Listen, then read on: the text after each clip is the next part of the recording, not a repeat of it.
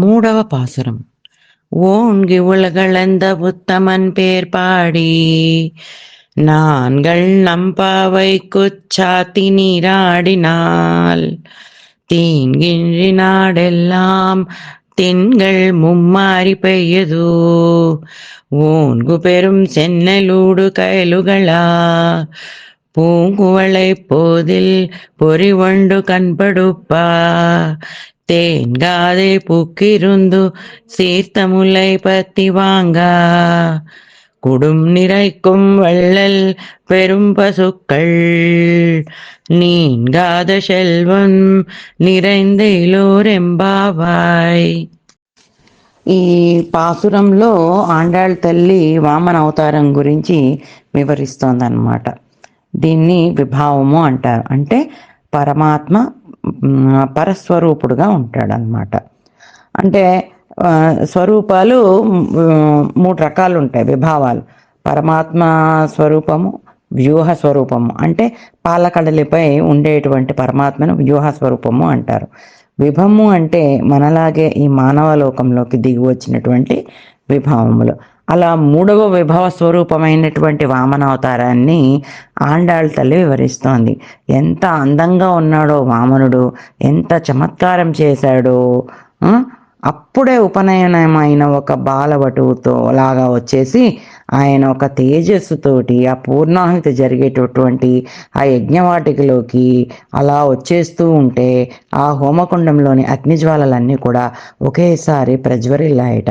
ఆ బ్రహ్మ తేజస్సుతోటి అప్పుడే గాయత్రి మంత్రాన్ని స్వీకరించి అలా బాలవటువు నడుస్తుంటే ఆ బాలకాంతికి ఆ సమిధలు వేయటం అన్నీ మర్చిపోయి అలాగే చూస్తూ ఉండిపోయారట అక్కడ ఉన్న వాళ్ళంతా, మహనీయులంతా.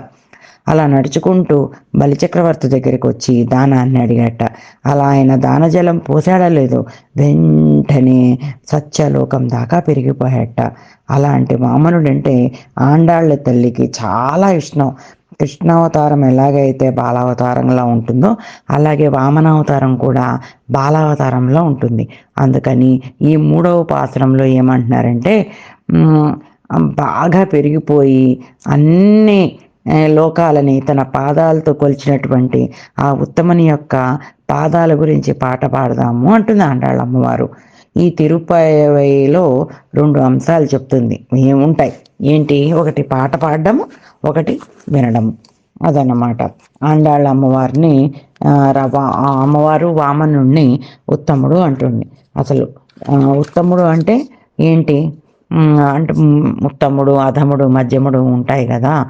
తనకి దొరికితే చాలు అనుకునేవాడు మధ్యముడు, తనకి మాత్రమే దొరకాలనుకునేవాడు అధముడు. కానీ ఇంకొకళ్ళు ఏమనుకుంటారంటే పక్క వాళ్ళు సంతోషంగా ఉండాలి, తనకి దొరికినా దొరకపోయినా, అలాంటి వాళ్ళని ఉత్తములు అంటారనమాట. అలా ఆండాళ్ళ అమ్మవారు వామనుణ్ణి ఉత్తమ అవతారంగా వర్ణిస్తూ ఉంటుంది అన్నమాట. ఈ వామనుడు ఎలాగైతే తన తల్లి కోరిక తీర్చడానికి బలిచక్రవర్తి దగ్గరకు వచ్చి భూమిని యాచించాడు. ఆ యాచించేటప్పుడు యాక్చువల్లీ శుక్రాచార్యుల వారు అతను విష్ణువే అని కనిపెట్టి బలిచక్రవర్తికి చెప్తారన్నమాట. చెప్తే బలిచక్రవర్తి అంటాడు, విష్ణు అంతటి వాడి వస్తే నేను దానం చేయకుండా ఎలా ఉంటాను? నాకు చాలా అదృష్టం ఎంతమందికి దక్కుతుంది? స్వయంగా విష్ణువే యాచించడం అంటే ఏమిటి మాటలా? కాబట్టి నేను చేస్తాను అని అంటే ఇక్కడ గురువు మాటని ధిక్కరించాడు. నాయనా నువ్వు చెయ్యకు, నువ్వు లోకాలన్నీ పోగొట్టుకుంటావు అన్నా సరే గురువు మాట లెక్క చేయలేదు. కాబట్టి బలిచక్రవర్తికి ఇలా నీళ్ళధార పోయగానే ఆయన ఊర్ధ్వలోకాలంత దాకా పెరిగిపోయి ఆయన మొత్తం విశ్వం అంతా వ్యాపిస్తాడు. అలా వ్యాపించినటువంటి ఆయన పాదాలను గురించి మనము పాడుకుందాము. అలా పాడుకుంటే మన దేశం అంతా ఎటువంటి కరువు కాటకాలు లేకుండా ఉంటుంది. వరిచేలు పెద్దగా ఆకాశం అంతా పెరిగిపోతుంది. పాడి సమృద్ధికి చాలా ఉంటుంది. ఎలా ఉంటుందంటే ఆ పశువుల పొదుగుల కింద కొండ పెడితే చాలు పాలవర్షంలాగా పాలని ఇస్తూ ఉంటాయి అవి అని చెప్పేసి తరగని సంపదలన్నీ మనకి దొరుకుతాయి ఆ స్వామి పాదాలని మనం పూజిస్తే అని చెప్పేసి ఆండాళ్ళ అమ్మవారు చెప్తున్నారు ఈ పాసురంలో. ఈ వీడియో మీకు నచ్చినట్లయితే లైక్ చేయండి, షేర్ చేయండి, మా ఛానల్ని సబ్స్క్రైబ్ చేయండి.